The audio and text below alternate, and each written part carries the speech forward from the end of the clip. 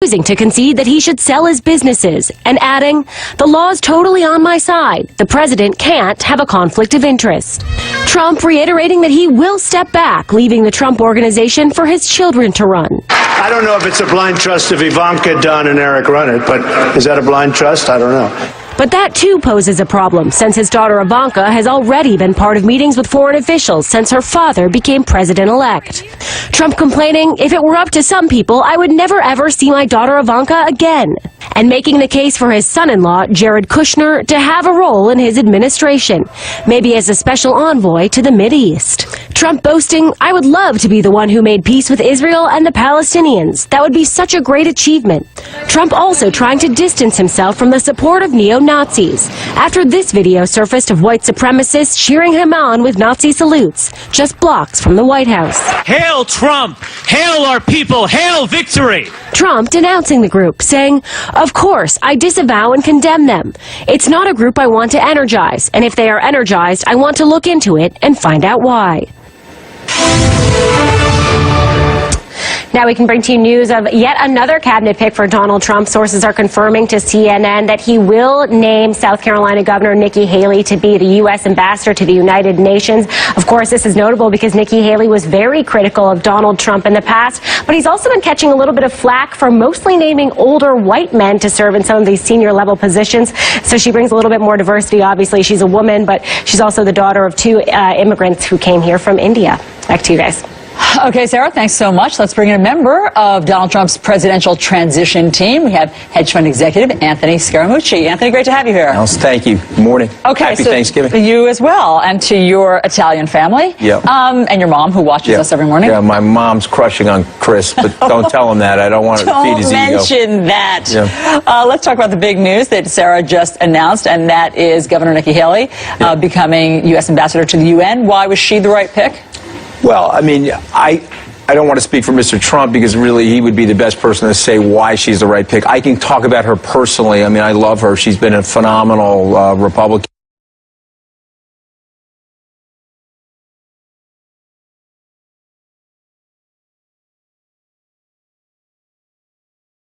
Great executive. She has the diplomatic skills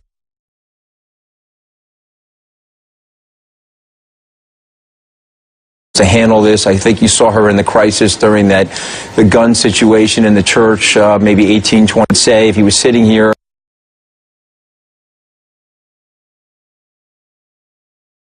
that whatever was said prior is sort of over. We have to come together as a nation. We have to come together as a party. And he also wants to bring a very diverse group.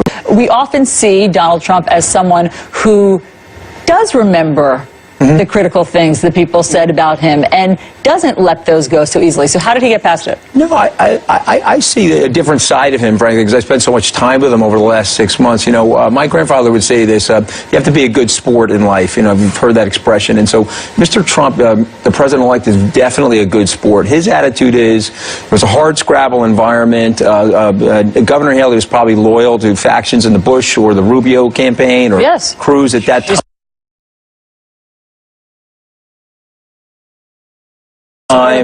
And you have to remember, she had long ties to them. Mr. Trump is 18 months into his political career, and so I think he would look at this and say, listen, these people were loyal to each other. He respects that. He respects that loyalty.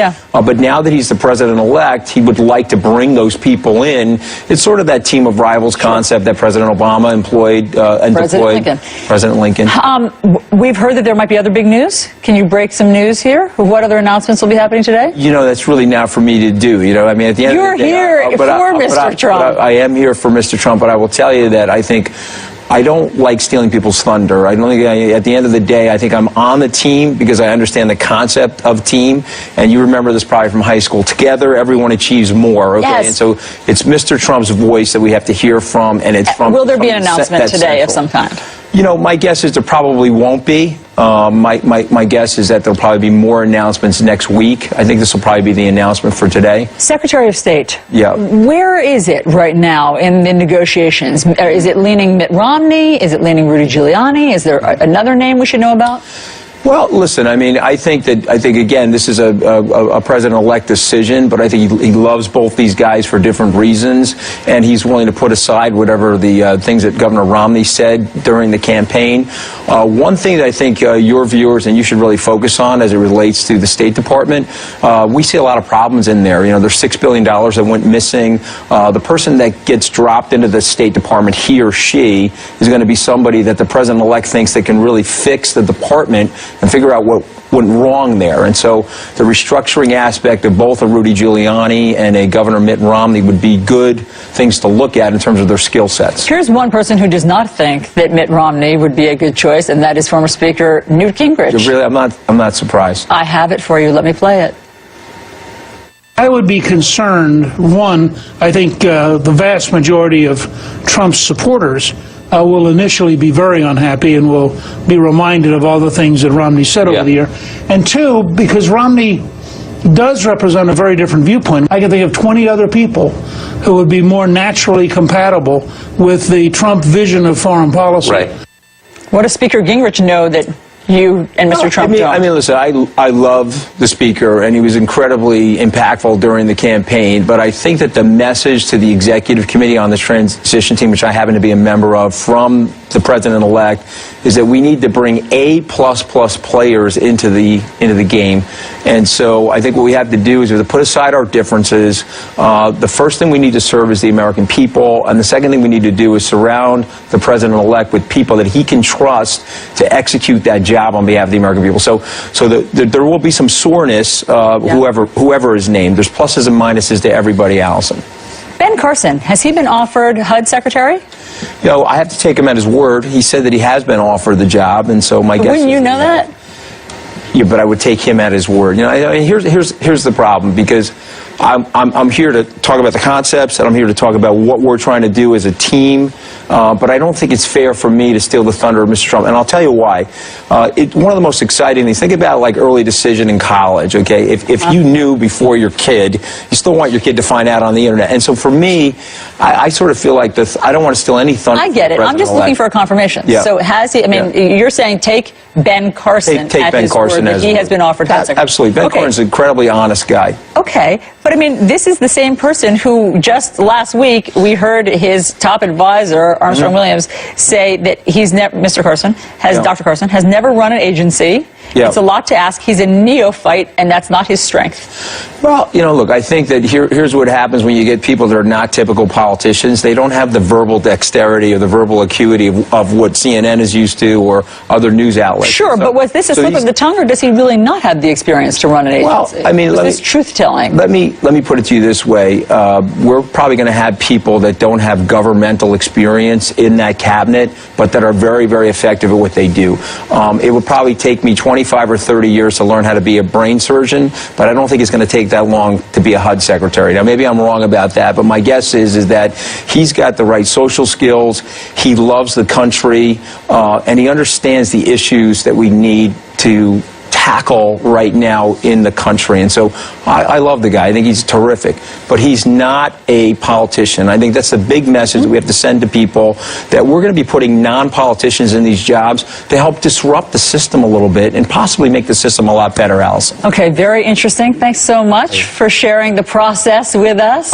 Pleasure to be here. Happy Thanksgiving to you and your family. Have a great one. Let's get over to Chris.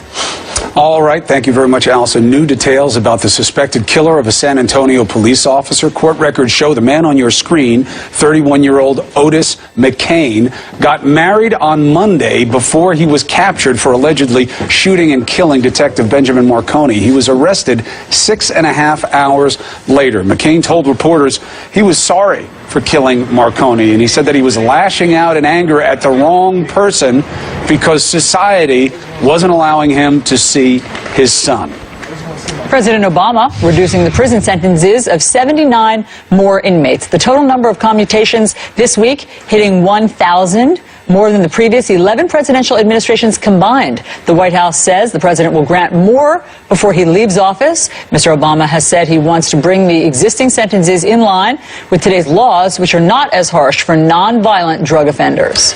An Idaho man is now out of the hospital after he was struck by a car and fell 50 feet into a river. His name is Stephen Arrowsmith, and he had stopped to help another driver on an icy bridge when he was hit. The 34-year-old's leg was badly broken, but he still managed to swim through frigid waters to an island where he was finally rescued. Stephen's going to join us live in our next hour to tell us about how he made it through and the image that was in his head the whole time that kept him going. So he'll be on in our 8 o'clock hour, and he does talk about the one thing that he thought about that allowed him to swim through all of that cold water. Talking about being thankful on Thanksgiving. He is at the top of the list. All right, we'll talk to him. Meanwhile, a stunning admission of wrongdoing by the Trump Foundation. It was detailed in a Washington Post report, so we're going to talk to the journalist who broke the story. That's next.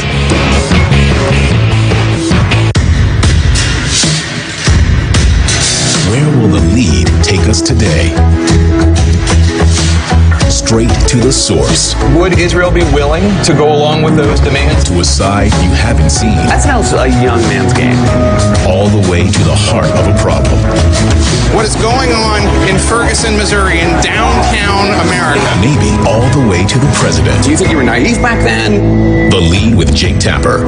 Weekdays at 4.